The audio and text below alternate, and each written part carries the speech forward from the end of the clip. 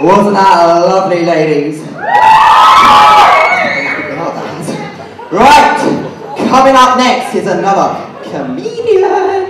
Give it up for Evan Jones!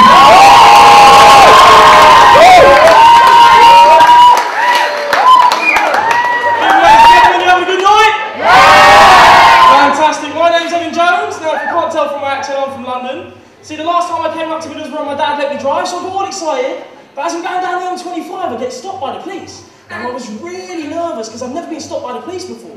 And this officer, he comes up to my window and he says, "What do you think you're playing at, son?" And I went, "Excuse me, officer, what did I do wrong?" He said, "You're doing 25 miles per hour down the motorway." Now at this point, I started to find my voice because I didn't think that I'd done anything wrong. But I said, "Hang on a minute, officer. You're supposed to do 25 miles per hour down the M25, just like you're supposed to do 40 miles per hour down the M40, or 66 miles per hour down the A66. Now at this point, he turned his attention to my father, who was curled up in the back seat in the fetal position, and he was sweating. And he said, "What's wrong with him? Why does he look so pale?" I said, "I've got no idea. He's been like that ever since we pulled off the B228. I always feel like I was destined to come to Middlesbrough, ladies and gentlemen, because when my granddad left Ireland back in the day, he ended up in Stockton, but he told me he left with 3 things. He left with a suitcase, a piece of string, and a dog. And on the day he was leaving, his granddad chased him down the road. He said, "Wait, you can't go, we can't live without you." And my granddad turned around and said, "Look, this is something I need to do." And his granddad said, "Well, I wasn't talking to you, I was talking to the dog." I haven't always been this size, ladies and gentlemen. This is something that Middlesbrough has done to me. Now, I was pre-warned, that's the only problem. Because my friend went to the University of Portsmouth, and he came back a year later, and he said that he put on a stone. But the reason he put on a stone is because there are 14 takeaways between his house and his SU. Now that's where I went wrong, because there are 98 takeaways between my house and the SU. My mum was 50 in the summer, ladies and gentlemen, so I took her to Spain, because I'm nice like that. And I'm not going to lie to you, it took me 2 hours less to get to Spain than it takes me to get to Middlesbrough. Now, when I was in Spain, I caught a jellyfish. Well, I didn't actually catch a jellyfish, the jellyfish caught me. Now, basically what that means is, it stung me on the arse. Now, we all know that there's a certain warm, yellow, asparagus-smelling liquid that you're supposed to apply to a jellyfish sting.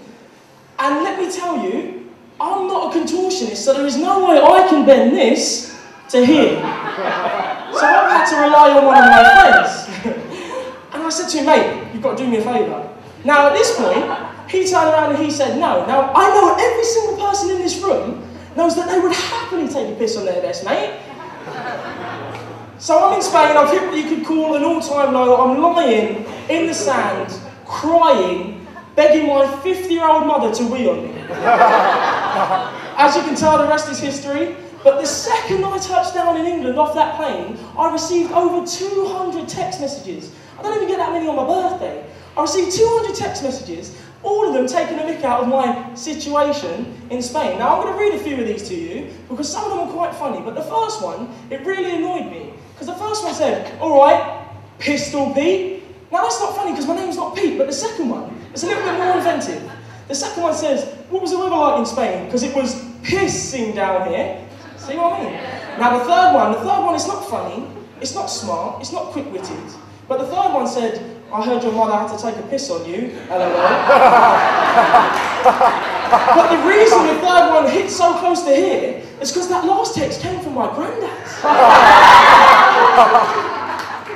I do drama at uni, ladies and gentlemen.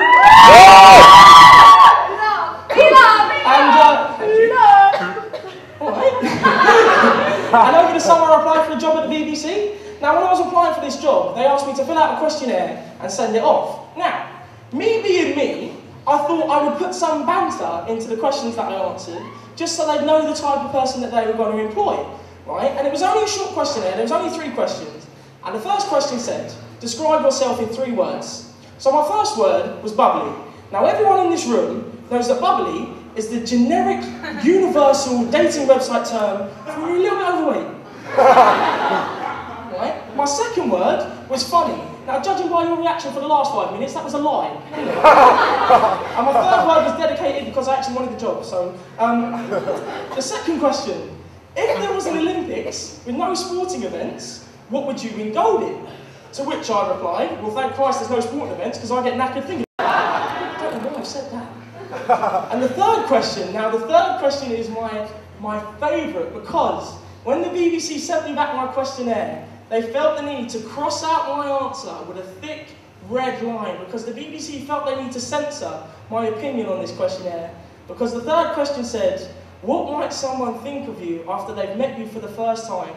To which I replied, what are you doing in my bedroom? Gets worse, I continued to write, worst thing about it is, that's the first time I met my nan. Yeah. So I've been told I need to go on a diet, but what I don't understand is why do you have to see your doctor first? It's not like he's got to say no, is it? Well done, mate, stay fat, you look hilarious, you keep KFC in business, and you're great for creating shade in the summer. So I've gone to see this doctor, and he said, Evan, you need to lose weight or your kids are going to be fatherless. I said, all right, doc. I don't want to pick holes in your theory or anything. Don't you have to sleep with someone to have kids? Looking like this, women aren't exactly queuing up behind me. Unless I'm at McDonald's. So he said, you keep going the way you're going, you're going to be dead at 30. I said, is that stone or age? Because I know which one I'm closer to. Yeah, but since I joined uni in September, I've lost 2.5 stone, which is a bad. Cheers, guys. Everyone over here is cheering for me, whereas everyone over that side of the room is thinking, Christ almighty, how big was he before? You know you have to do something when you lose 2.5 stone and your body shape is still a perfect circle. So anyway, to lose that weight I had to join the gym, and there was one day I was in the gym and I was on this treadmill, and this beautiful lady comes walking in and gets on the treadmill next to mine. And then she looks at me and she gives me a cheeky little smile. So I get all excited, but then she puts her treadmill on 10, and I'm thinking, oh God, I've got to keep up with her here. So I crank mine up from 3.5, and I start running on this treadmill. Now after about a minute, she looks over at me again, gives me another cheeky little smile, and then puts hers on 14. Now I know that I've got to put mine on 14 to impress her, but I also know that I get out of breath trying to do my shoelaces up.